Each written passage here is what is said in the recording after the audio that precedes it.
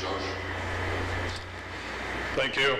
Appreciate the opportunity to speak briefly with you today about some topics that are related to my role in the Open Geospatial Consortium. It's always my pleasure to be able to speak about what the consortium is doing, and in particular the members of the consortium, what they brought forward. So I'm speaking both on their behalf as well as some of the ideas that we've developed as part of the consortium process. So today I want to speak about innovation in geospatial areas, in particular in the technology, the underlying technology, and the standards that are related to that technology. So first off, let's start with, what is innovation?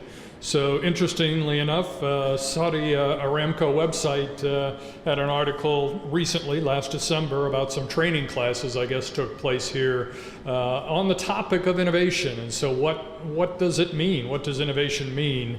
And first off, it means something new, something different, something innovative, right? And that may be brand new, or it may be an evolution of existing ideas, technologies, marketplaces, and the like. The other thing that comes along with innovation is the challenge of making that change. You may be very successful at what you're doing today, and yet you may already be needing to make a change. And it's that innovator's dilemma that will come up throughout my talk about how do you decide when you should continue with what you're doing, and when should you also decide to move forward with what you know is going to be an innovation. And so that's actually what OGC is facing right now, given the maturity of the standards that we have and the new technologies that are coming forward. So how do we address that? Let me give you a sense first off of where we're at with respect to the established base of standards and their deployment around the world. So if you're familiar with OGC standards at all, you'll know about Web Map Service, Web Feature Service, and Web Coverage Service. Those are the three international standards put out by OGC, also issued by ISO through TC211, that are running in tens of thousands of servers around the world, hundreds of thousands of maps and data sets available through a lot of different portals, geoportals, and the like. So very much an established base using those services. Also, you may be familiar with Geography Markup Language, GML. It's also an ISO and OGC standard. One example, just one example of OGC's GML comes from the Ordnance Survey out of the UK, United Kingdom, where they hold 450 million features exclusively in GML, and they're serving those up and improving that feature database every day. So very much established base from services, WMS, WFS, WCS, as well as geography markup language, GML. So is that where we should stay? Is there innovation that needs to happen? We're already seeing that innovation happening, and we've developed an approach that's based upon established approaches for dealing with what's called the innovator's dilemma. There was a book written by that title, The Innovator's Dilemma, a few years ago, and it's specifically that topic that we're using here. We know we must maintain those existing standards while simultaneously addressing the evolution of both the technology and the evolution of markets. So not only is the technology changing, becoming more capable, the markets in which those standards are deployed and the policies in which they enable are changing as well. So how do we deal with that? First is to understand those changes, and that's what I'll lay out for you today, at least in part, is the changes that we're facing. We know we need to adapt or extend the existing baseline of standards. We need to look at standards that diverge from the existing base of standards, and we need to provide harmonization techniques that bridge and broker, provide facades for software that's running in these different communities. This is a recent resolution from the OGC members as of last month, as a matter of fact. So we're poised and ready to address the innovator's dilemma. So let's take a look at some of both the technology and the market changes that are coming forward. Earlier this year, actually late last year, I put together a set of technology trends and briefed that set of trends to the OGC Board of Directors, refined that with the Board of Directors. Our Board of Directors is a very esteemed group of global experts in geospatial, both industry and government and research. And so it was my pleasure and privilege to be able to work with that Board of Directors in the refinement of this slate of technology trends. I'm going to address most of these, but not all of them. And I'll show you where, in fact, it's on the bottom, a blog site that you can find more details if you want to go into any of these in particular. But let's start with the power of location. We know that knowing someone's location is a very good way to understand what their intent is, what their activity is. In fact, people are very repeatable as well with respect to their location. The key thing about location, though, in this sense, is its accuracy. There's a study that's gone around that greater than half of the locations in Facebook and Foursquare are inaccurate. These are crowdsourced locations that are in databases that are inappropriate for some uses. For some uses, they're very appropriate. This is that judgment of what is accuracy and does it fit your needs. Some of the ways in which that location-based information, the locations themselves, are produced is somewhat lacking in the way that it's said here, inferred or made up. There's a great blog series about the dirty little secret of location-based services ads that gets into some of the details about how this location information is produced. And so we need to continue to improve that quality. We also need to convey to the users of that information, is the quality of the data that you're purchasing from the location providers fit for your use? It may be that it's just perfect. It may be that you need better quality. So how can you assess the quality of location information that you're purchasing or getting from a data provider? That's one role of standards. So for example, there's an OGC Points of Interest standards, POI standard that's in development. We're working with the the World Wide Web Consortium, W3C, on a standard called POI, Points of Interest. There's one key use case that addresses the collection of points of interest from the authoritative source. You really want the authoritative source to be able to maintain those points of interest. So this example is Starbucks coffee. They should be the ones that maintain their points of interest location. They know where their Starbucks stores are and provide that information in a control that is a standards-based fashion to the service providers, the POI aggregators like Google and lots of others that will then provide search and other services on the POI. So this is a key use case of the POI standard. Should be available in about 2 or 3 months from OGC and probably also from W3C. So assessing the quality of location is a key aspect of standards-based information. Mobile first. We've heard some discussion of this already about how folks are moving to more mobile devices than desktop applications. The one graph here shows that's already occurred in India, and it's progressing to occur in the rest of the world in the next very, very near future. An interesting statistic or sense, especially from, say, a social science point of view, is that millennials, people that are in their 20s and 30s, or 20 and 30-year-olds, would rather give up driving their car than rather give up their smartphone or laptop. So for me, somebody who's not a millennial, who's not in their 20s or 30s, who grew up with a car as the key place that you became an adolescent, and I wouldn't give up my car for anything, right? So now to see that the people that are growing up today would rather give up their car than their phone is a huge cultural change that's happening around the world. Mobile is what we need to consider in the geospatial marketplace. It's what the GIS vendors need to consider. We saw several good presentations about this. Quote from Hexagon, as a matter of fact. So there you go.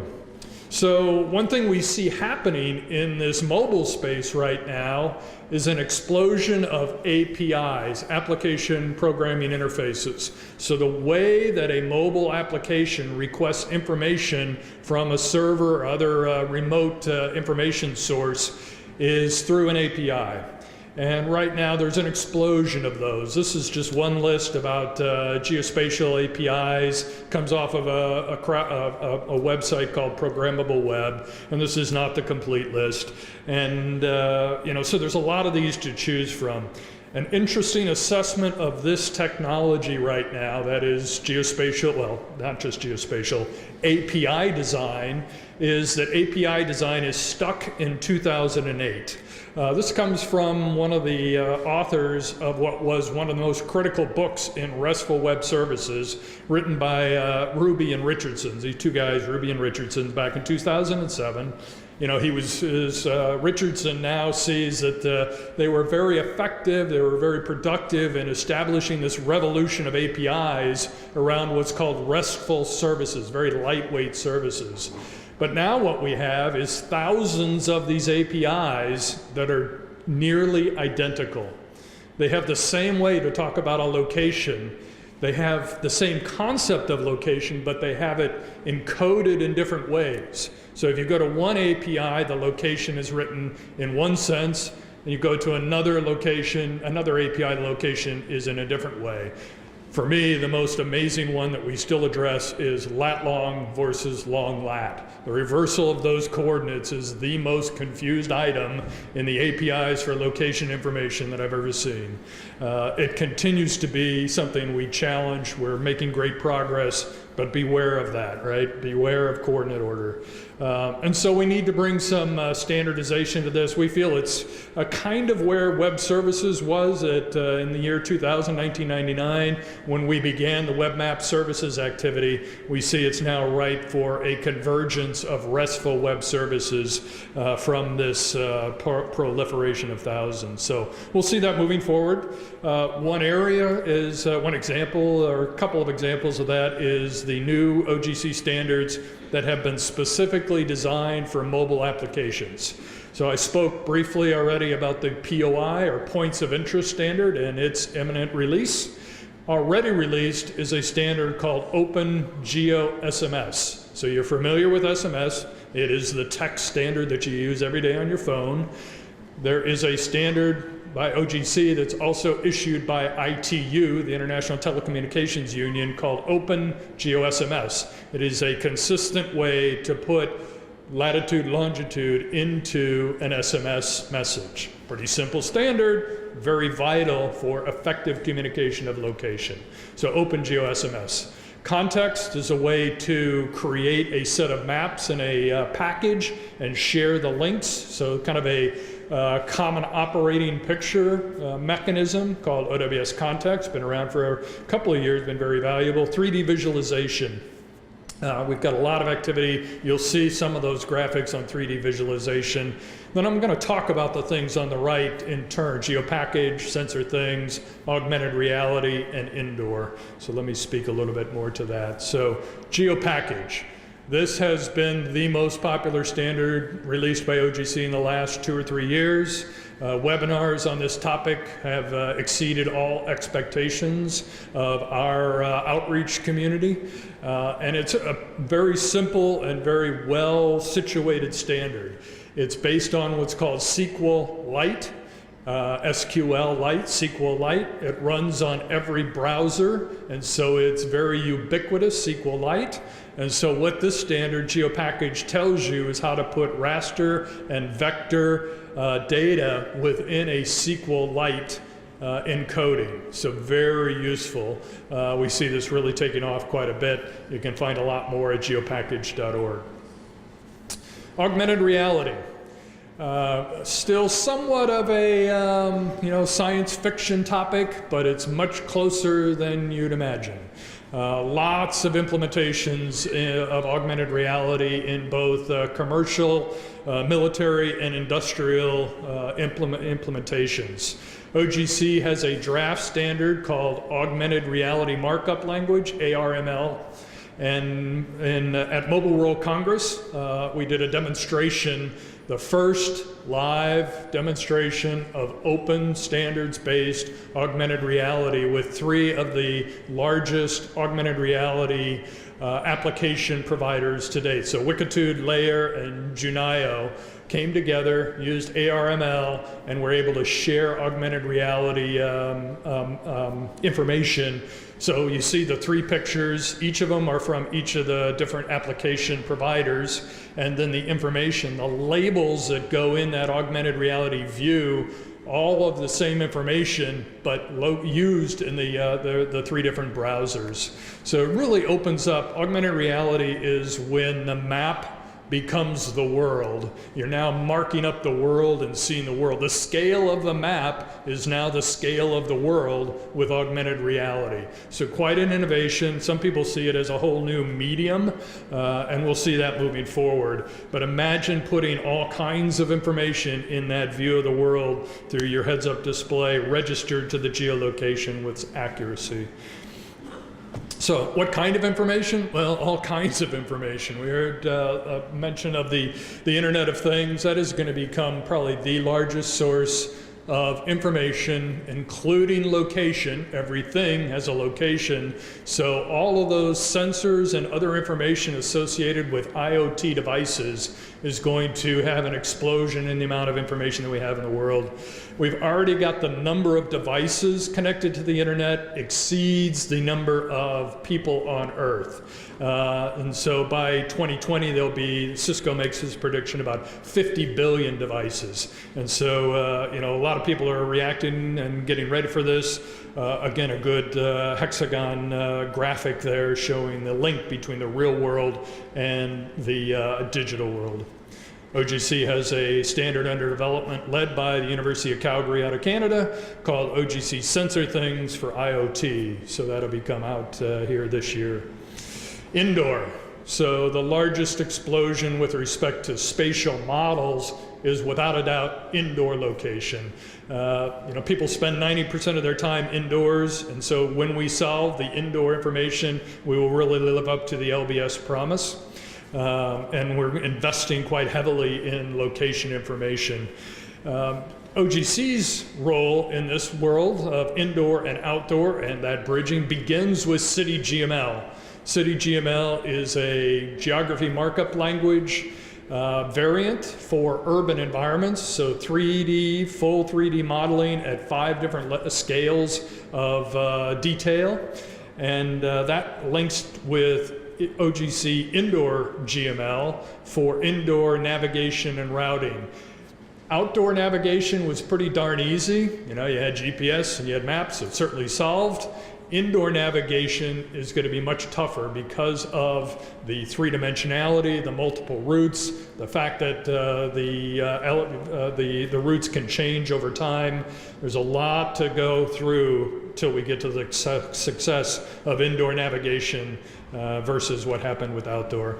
A good exemplar of the power of CityGML is a 3D model of Berlin. The entire city of Berlin is modeled according to CityGML, and that has become a real basis for a lot of business activities. So let me move to the last portion, which is about addressing how OGC addresses new market development, in particular in our interoperability and standards program. We've got a couple of new market working groups: mobile location services, energy and utilities, urban planning and smart cities. And we've got some technology working groups for big data, temporal, and one called Pipeline ML. So let me speak about each of these. Pipeline ML is an encoding format for pipelines. So any type of oil or gas pipeline, we're working with several organizations to develop an extensible spec to have a very good standard for bridging between communities about pipeline information, and then also to deploy that in a web services environment using things like web map service, web feature service, to get that information out to the community. One other oil-related project is our work with OGP, the Oil and Gas Producers Organization, and IPICA about an oil spill response project. Using OGC's technology, OGC's interoperability program to develop a common operating picture, standard or recommended practice for bringing together a common operating picture and a set of web services to bring that to the users for oil spill response. The last area is smart cities. So smart cities are really an integration of everything we've talked about, both in terms of the scale of the information coming together, from buildings to geospatial, as well as technology, all of the IoT, the mobile, the sensing and the like coming together. Here in Saudi Arabia, you're familiar with the Gulf region being a very urbanized area, and specifically the economic city development in the kingdom here. What we are planning right now is a test bed associated with urban IoT. So developing a spatial architecture for smart cities in a vendor-neutral practice for any city is our current development activity right now. So a lot of information. Hopefully you get a sense of the trends that we're looking at in terms of the technology. As I mentioned in the beginning, there's a blog series available through this website, OGC website, that goes through each of these in detail and gives you a lot more information. The standards of OGC are free, and you can get an overview there. Again, appreciate the opportunity to speak to you today, and good luck with your geospatial developments. Thank you very much.